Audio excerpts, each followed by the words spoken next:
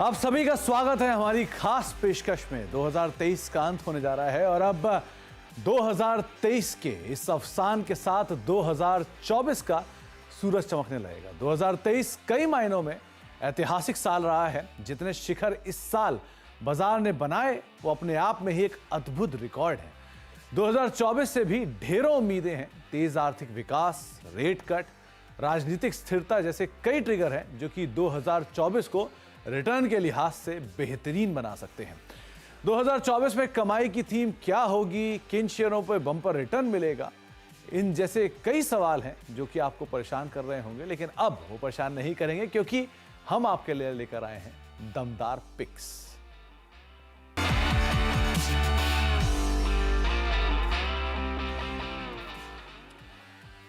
तो नए साल पर निवेशकों के लिए मोटा मुनाफा कराने वाले वो शेयर का गिफ्ट लेकर हमारे साथ मौजूद हैं एयूएम कैपिटल के Rajesh Agarwal, market expert Amrish Baliga sir और साथ ही साथ जियोजित फाइनेंशियल सर्विसेज के गौरांग शाह। आप तीनों को ही नमस्कार, तीनों का ही स्वागत है कार्यक्रम में।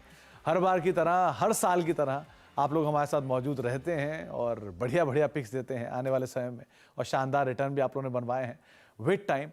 तो सबसे पहले तो शुरुआत करूंगा बाजार की, क्योंकि एक सरप्राइज मूव जो मार्केट्स के अंदर आया है 2023 में, जबकि किसी ने अंदाजा भी नहीं लगाया था कि इस तरह का एक बड़ा अप मूव आएगा, और 20% के आसपास के गेंस निफ्टी और फ्रंट लाइन इंडेक्स में, और मिड कैप स्मॉल कैप तो करीब करीब 40 से 50% की बढ़िया तेजी दिखाकर गए। लेकिन अब इस तेजी के बाद आगे की उम्मीदें कैसी लगाई जाएं, आगे का बाजार कैसा होगा, इन सब पर भी बातचीत कर लेते हैं। तो शुरुआत करता हूं अमरीश सर आपके साथ ही। मार्केट्स को लेकर क्या टेक रख रहे हो आप, क्योंकि इतनी बढ़िया तेजी आ चुकी है तो उम्मीदें भी ज्यादा होती है निवेशकों की।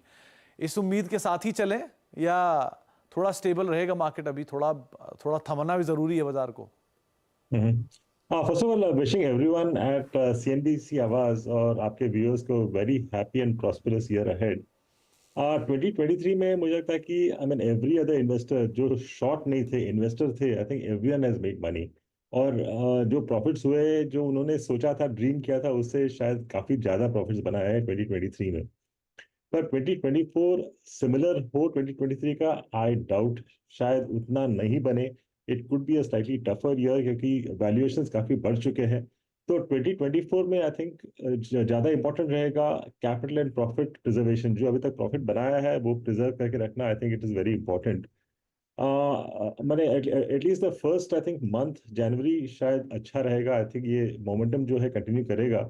पर उसके बाद I think whatever said and done, elections का जो फियर रहता है, I mean although I mean people are expecting the incoming government to come back with good majority, फिर भी इलेक्शन जब होते हैं थोड़ा बहुत डर रहता है, उसके कारण शायद वोलेटिलिटी रहे।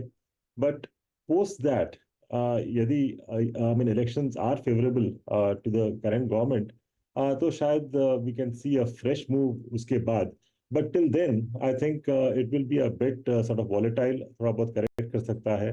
So I think it's time that people should take some profits home. Okay. तो थोड़ा थोड़ा पैसा लेते रहे, लेकिन मोमेंटम कंटिन्यू रहा है, और ये बात सही है कि वैल्यूएशन थोड़े से स्ट्रेच हो गए हैं कुछ स्टॉक्स में, कुछ सेक्टर्स में, तो उसका भी जरा विशेष ध्यान रखिएगा। गौरांग सर, कैसे देख रहे हो आप मार्केट्स को? पहले 3 महीने ही इवेंटफुल होने वाले हैं, पहले अर्निंग आने वाला है, फिर बजट आने वाला है, फिर इलेक्शन है। सो ऐसे बड़े इवेंट सामने अवेटेड है। कैसे रीड कर रहे हो आप मार्केट्स को तेजी के बाद?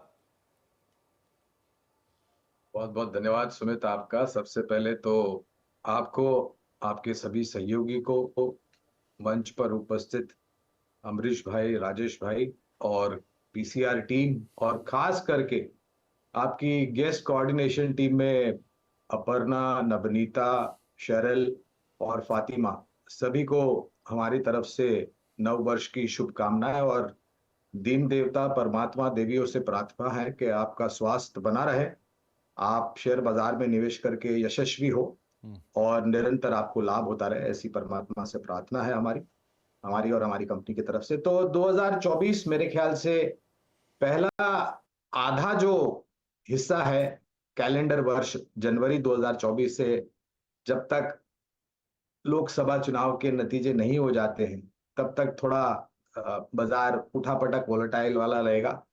तीसरी और चौथी तिमाही के नतीजे देखेंगे, और तीसरी चौथी तिमाही के बीच में 1 फरवरी को बजट को लेकर के खास उम्मीद नहीं रखनी चाहिए, क्योंकि मेरे ख्याल से ये ऑन अकाउंट बजट होगा।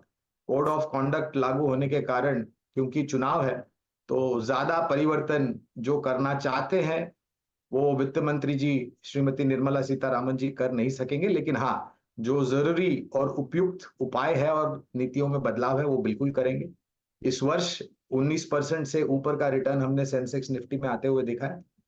निवेश के आधार पर कंपनी स्पेसिफिक शायद इससे बढ़िया रिटर्न, और हमारा आकलन ये कहता है कि अगर कोई बड़ा कांड या कोई बड़ी घटना जियोपॉलिटिकल या कुदरत से जुड़ी हुई कोई भी घटनाएं नहीं हुई, तो शायद जो 19% से ज्यादा का रिटर्न हमने इस वर्ष 2023 में देखा है, उसी आधार पर शायद 2024 में या उससे थोड़ा बहुत ज्यादा, अगर नतीजे सकारात्मक आते हैं चुनाव के, तो उससे थोड़ा बहुत ज्यादा बेहतर आपको मुनाफा मिलने की संभावना है। लेकिन 15% conservative side return on index Sensex and Nifty, ये हमारा अनुमान है। तो कंजर्वेटिव साइड 15% आप मान के चलिए, लेकिन बहुत सारी चीज़ें हैं, जैसे जैसे बदलेंगे हालात वैसे वैसे रिटर्न्स भी बदलते हुए दिखाई पड़ सकते हैं। Rajesh sir, 50% small cap, 45% mid cap, exorbitant तेजी रही है स्पेस के अंदर, कैसे रीड कर रहे हो आप मार्केट्स को? Good afternoon Sumit ji, Gaurang sir, Amrish sir, सबको नमस्कार। आपकी पूरी टीम को, सबको नववर्ष के, आने वाले नववर्ष की अग्रिम शुभकामनाएं हमारी और हमारी कंपनी होम कैपिटल की तरफ से। मार्केट हम बहुत पॉजिटिव हैं शुरुआत से ही, और अभी भी हमें लगता है कि ऐसी कोई चिंता की बात नहीं है। थोड़ी बहुत इलेक्शन की दुविधा रह सकती है कि कौन आएगा नहीं आएगा, बट इस दुविधा में भी अगर आप देखो तो लोगों का विश्वास ये बना हुआ है कि मौजूदा सरकार ही फिर से दोबारा रिपीट होती हुई नजर आएगी। ये बात सही है कि इलेक्शन के जब तक नतीजे नहीं आ जाते फाइनली ऑन पेपर, तब तक तो एक दुविधा रहेगी। लेकिन हमें ये नहीं भूलना चाहिए कि जो 2023 का वर्ष गया, उसमें जितनी भी दिक्कतें दुनिया में थी वो हो सकती थी, वो हुई। चाहे फिर वो यूक्रेन की लड़ाई हो, हमास की लड़ाई हो, आपके इतनी बार जो यूएस में ब्याज दरें बढ़ाई गई, जो कि कल्पना से बाहर की बात थी। यूएस यील्ड 5% तक चला गया। एफआई ने लगातार भारत में बिकवाली करी, और उसके बाद भी हम लोग इस मुकाम पे पहुंचे हैं, 22,000 के लगभग निफ्टी और 72,000 सेंसेक्स। तो एक काबिले तारीफ कार्य है जो कि सीधे सीधे खुदरा निवेशकों ने इसमें माने अपना योगदान दिया है। मैं समझता हूं कि जिस तरीके के एसआईपी 17,000 करोड़ की आ रही है, और जो खुदरा निवेशक कैश पे बैठे हैं वो अभी भी डिप्लॉय करने वाले हैं, तो ऐसी कोई बहुत बड़ी चिंता मुझे दिख नहीं रही है। हाँ, वैल्यूएशन आपने ठीक कहा, कुछ कुछ पॉकेट्स में, कुछ कुछ सेक्टर्स में बहुत स्ट्रेच्ड हो गए हैं, वहां करेक्शन लाजमी है। बट मैं यही समझता हूँ कि ये सिर्फ करेक्शन ही होगा, ऐसे कोई क्रैश की उम्मीद इस वक्त नहीं है। कहीं वैल्यूएशन अगर बहुत बढ़ भी गए हैं तो हमें ऐसा लगता है कि आने वाले दिनों में नतीजे बेहतर आएंगे, जिससे अर्निंग्स बेहतर होती नजर आएगी, तो जाहिर सी बात है कि फिर वही पी कम नजर आएगी। अगर एग्रीगेट तौर पे भी देखें तो अभी 25 के पी के आसपास ट्रेड करता हुआ मुझे बाजार बहुत ज्यादा ऊपर के लेवल पे दिख रहा नहीं है। मुझे लगता है कि जो तेजी 2023 में बनी है, 24 में भी वापस बनती हुई नजर आएगी। हो सकता है इससे बेहतर मुकाम पे पहुंचे हो सकता है हम लोग 24 में 24,000 की निफ्टी पे बैठे हों। चलिए, तो 24 में 24,000, ये राजेश सर का प्रेडिक्शन आप मान के चल सकते हैं। ओके, तो अब इंडिविजुअल पिक्स की बात कर लेते हैं कि वैल्यूएशन पार्ट महंगा है तो कहीं तो फिर भी वैल्यू दिख ही रही होगी। वैल्यू की बात है तो अमरीश सर सबसे पहले ही नाम आता है। अमरीश सर बताइए, पहला नाम क्या चुना आपने तेजी के बावजूद? पहला नाम लार्ज कैप में हेवल्स इंडिया है। ये लीडर्स है इलेक्ट्रिकल प्रोडक्ट चेन में, दोनों सेगमेंट्स में है, industrial as well as consumers. बनाते हैं cable, switch gears, motors, consumer goods जैसे AC, appliances, lighting, fans, geysers, ये सब बनाते हैं। 5 साल पहले इन्होंने एक्वायर किया था लॉयड्स ब्रांड। इंटीग्रेशन काफी अच्छी तरह से हुआ है। अभी लॉयड ब्रांड करीब 20% of the revenue, total group का revenue, I mean they are contributing. पर यहाँ पे केवल एक ही कंसर्न है कि कंट्रीब्यूशन कम है एज ऑफ नाउ। मैंने आगे जाके in the next possibly 3 to 4 quarters contribution भी आएगा। इनके जो प्रोडक्ट्स हैं, I mean there nearly 6 I mean verticals which are in 1,000 crore plus category, तो ये काफी इंपॉर्टेंट है। Cable and wire, consumer lighting, fans, residential switch gear और एसी, ये सब 1,000 crore प्लस कैटेगरी के प्रोडक्ट्स हैं। अभी तक इन लोग मोस्टली एस्पिरेशनल ब्रांड्स में थे, अभी प्रीमियम सेगमेंट में एंट्री की है इन्होंने, तो यहाँ पे मार्जिन विल मच बेटर। और एक मेजर फोकस एरिया इनका है वाइट लेबल्ड प्रोडक्ट्स। ये बेसिकली इन लोग एक्सपोर्ट करते हैं, just like amber enterprises which again is getting very high valuation. Q2 के अर्निंग्स काफी डिसेंट थे, revenues was up about 6%, EBITDA करीब 30% एंड पैट वाज 32%। यहाँ पे मेरा FY25 का जो एक्सपेक्टेड EPS है करीब 29 का है, और यहाँ पे मेरा टारगेट बनता है 1595 का। 1595 के लिए हेवेल्स इंडिया को आप बेट कर सकते हैं। ऑब्वियसली बात है, बाकी पॉलीकैब एंड KEI का जो रनअप है वो इसके सामने अभी ज़्यादा है, तो एक बेटर पोजीशन अगर आप देखना चाह रहे हैं तो हेवेल्स फिर भी एक अच्छा बेट हो सकता है। 1595 रुपये के टारगेट्स के लिए आप इसको लॉन्ग साइड पर देख सकते हैं। गौरांग सर, आपकी तरफ से जो लार्ज कैप पिक रहेगी वो कौन सी रहेगी? सुमित, अगर देश की रफ्तार आगे बढ़ेगी तो मेरे ख्याल से ऑटो क्षेत्र भी उसी तरीके से योगदान देगा। और वास्तविकता आने वाले भविष्य में संभव ये भी है कि हमारा जो भारत देश है वो तीसरे पायदान पर है फिलहाल पूरे विश्व भर में, जहां तक वाहन उत्पादन जो होता है, क्षमता जो होती है, और सरकार के तरफ से पूर्ण तैयारी की गई है कि इसको पहले दर्जे पर लाया जाए। और ये पूरा जो है वास्तविकता में परिवर्तन, और जिस प्रकार से भारत में स्थापित वाहन बनाने वाली कंपनियां तो कामकाज कर ही रही, लेकिन विदेश से भी बहुत सारी कंपनियां भारत में आकर के अपनी जो उत्पादन क्षमता है वो खड़ी करना चाहते हैं। और ये पूरा समीकरण अगर मैं सामने रखता हूं तो ऑटो सेक्टर हमें काफी अच्छा लगता है, काफी लंबे समय से अच्छा लगता था। और यहाँ पर ऐसे तो बहुत सारी कंपनियां हैं, 2 पहिया, 3 पहिया, चौपहिया, कमर्शियल व्हीकल बनाने वाली कंपनियां, ट्रैक्टर, एग्री इक्विपमेंट, मगर एक कंपनी जिसने बहुत शानदार रुझान दिया है पिछले 1-1.5 साल में, क्योंकि एक समय पर ये अछूता स्टॉक हुआ करता था, टाटा मोटर्स करीबन 740 के आसपास खड़ा है मौजूदा स्तर। जिस प्रकार के लॉन्चेस हैं, और एक बात ये भी कहना चाहूंगा, जनवरी 2024 से टाटा मोटर ने पहले से ही घोषणा कर दी है कि वो अपने वाहन की जो कीमतें हैं वो बढ़ाएंगे, और आने वाले समय में संभवतः है नए लॉन्चेस को लेकर के, JLR को लेकर के, कमर्शियल व्हीकल के कारोबार को लेकर के बहुत उत्साह आता हुआ हमें दिखता है। एक बहुत ही साधारण सा लक्ष्य अगर मैं आपको बता सकूं तो वो करीबन 850 का है। और ये भी कहना जरूरी होगा कि अगर नतीजे और डेट फ्री करने की बात जो करी है मैनेजमेंट ने, अगर ये संभव होता है धीरे धीरे, तो स्वाभाविक है ये जो लक्ष्य है ऊपर की तरफ बढ़ेंगे। और एक चीज और कहना चाहूंगा, ये जो भी सुझाव हम दे रहे हैं तो सुमित, वो बुनियादी तर्क के आधार पर है। धीरे धीरे करके निवेश कीजिए और गिरावट पर जोड़ते जाए। Motors commercial vehicle, passenger vehicle, एक दिग्गज कंपनी, जैगवार लैंड रोवर से लेकर बड़े बड़े कमर्शियल व्हीकल ट्रक तक बनाने वाली कंपनी। 850 रुपये के टारगेट्स के लिए आप इसको लॉन्च जा सकते हैं, लेकिन थोड़ा थोड़ा स्टैगर वे में आप पोजीशंस को ऐड करिए। ये गौरांग सर ने अपना भी एक टिप्पणी इसके ऊपर रखी है। राजेश सर, अब आपकी बारी। लार्ज कैप क्या पिक किया आपने? सुमित जी, पहले तो मैं ये कहना चाहूंगा कि गौरांग सर से लगातार कई बार ऐसा होता है कि इनकी सोच और मेरी सोच मिलती है, क्योंकि अगर आपको ध्यान हो तो ITC पे सिर्फ हम 2 ही थे जो पिच पे लड़े जा रहे थे 150 रुपए के समय से। और इस वक्त मैं भी पूरी तरीके से सहमत हूँ इनकी बातों से, या कहूँ तो सेकंड करता हूँ कि ऑटो एक बहुत अच्छा सेक्टर हो सकता है 2024 में नजर रखने के लिए, और उसमें हमारी पसंद मारुति की रहेगी।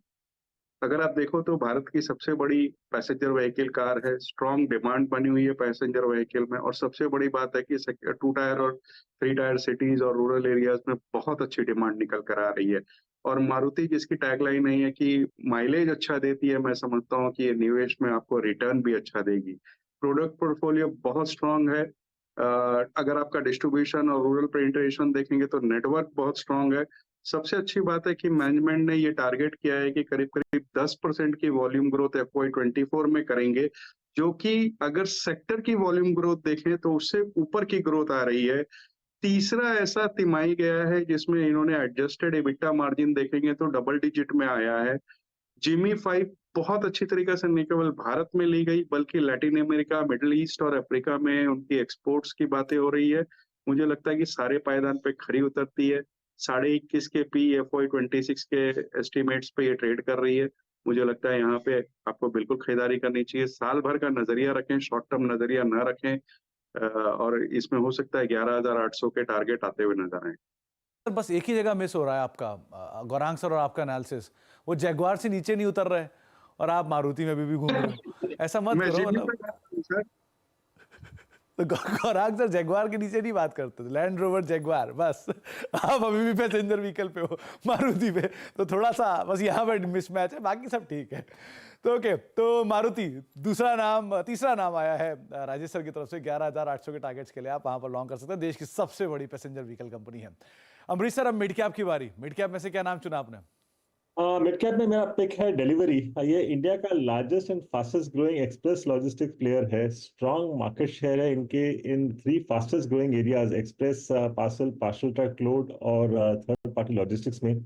करीब 25% मार्केट शेयर है in India's overall e commerce express parcel market. अभी ये मार्केट का केवल 3% है, is growing at about 30% annually. तो यहाँ पे काफी अच्छा ग्रोथ आएगा। एक्सप्रेस पार्सल एक डिलीवरी का एक ग्रोथ ड्राइवर होने वाला है आगे जाके।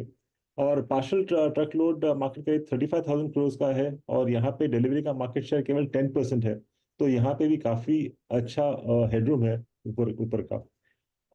एक्सेल लोड नॉर्म्स और गति शक्ति प्रोग्राम, ये सब सेक्टर का ग्रोथ को काफी सपोर्ट करेंगे आगे जाके। मैनेजमेंट ने कंफर्म किया है कि बाय FY25 और लेटेस्ट FY26 नेट लेवल पे प्रॉफिटेबिलिटी होगी। तो एक्सपेक्टेड ग्रॉस मार्जिन करीब 30 to 35% होंगे उस वक्त। विद 25% कैगर, मेरा जो टारगेट यहाँ बनता है 550 का इन द नेक्स्ट 1 ईयर। 500 के टारगेट्स के लिए डिलीवरी ली जा सकती है अगर आप लंबी अवधि के लिए कुछ सोच रहे हैं पिक करने के लिए। तो ये अमरीश सर मान रहे हैं। गौरांग सर, आप बार बार ब्रेक में वो चश्मा लगाते हो, ऐसा क्यों? वो तेजी देखते हो क्या उसमें? हाँ गौरांग सर, वो जो चश्मा बार बार लगाते हो, तेजी देखने का चश्मा है क्या? नहीं, तेजी तो ऐसे ही दिख रही है, उसके लिए चश्मा लगाने की जरूरत नहीं है।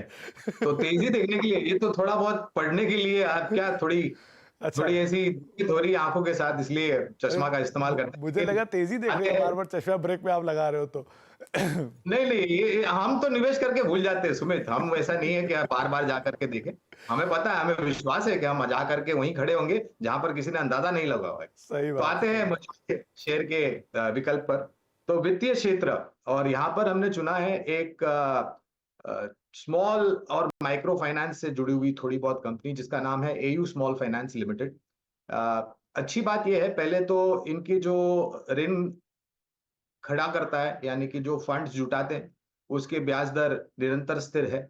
जो ब्याज पे ये छोटे छोटे ऋण देते हैं, वहां पर मार्जिन्स बहुत सकारात्मक है।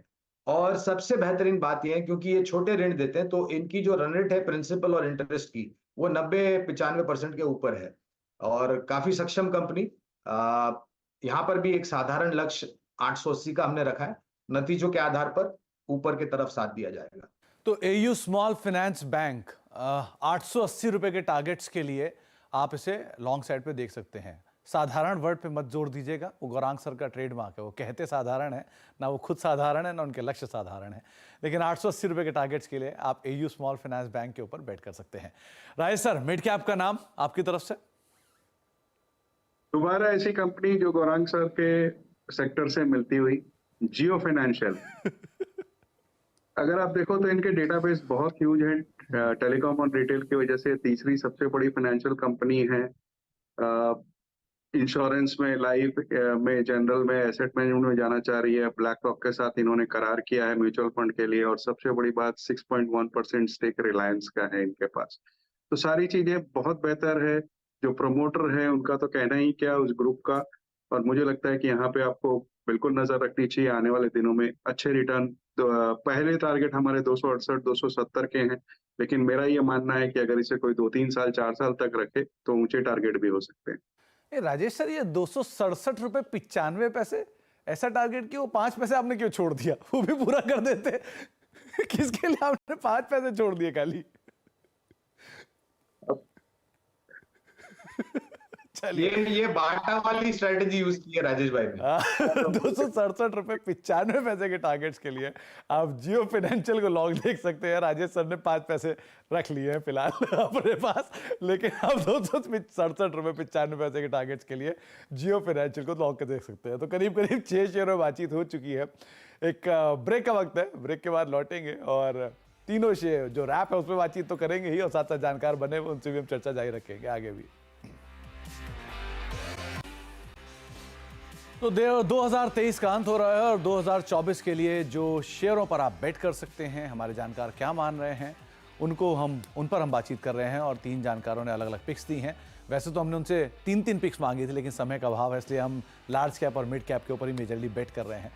तो अब एक एक करके जो पोर्टफोलियो पे बातचीत हुई या जो शेयरों पे बातचीत हुई वो आपकी स्क्रीन पर आएंगे। सबसे पहले गौरांग सर की तरफ से, असाधारण पुरुष की तरफ से साधारण पिक्स जो हैं या टारगेट्स जो हैं वो है टाटा मोटर्स और AU small finance bank.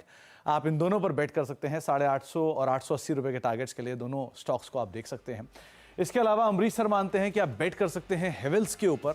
Rajesh sir Maruti Suzuki जिसके ऊपर आप बेट करेंगे 11,800 के टारगेट्स के लिए, और जियो फाइनेंशियल 267 रुपये 95 पैसे टू बी वेरी प्रिसाइज के टारगेट्स के लिए आप लॉन्ग जा सकते हैं स्टॉक के ऊपर।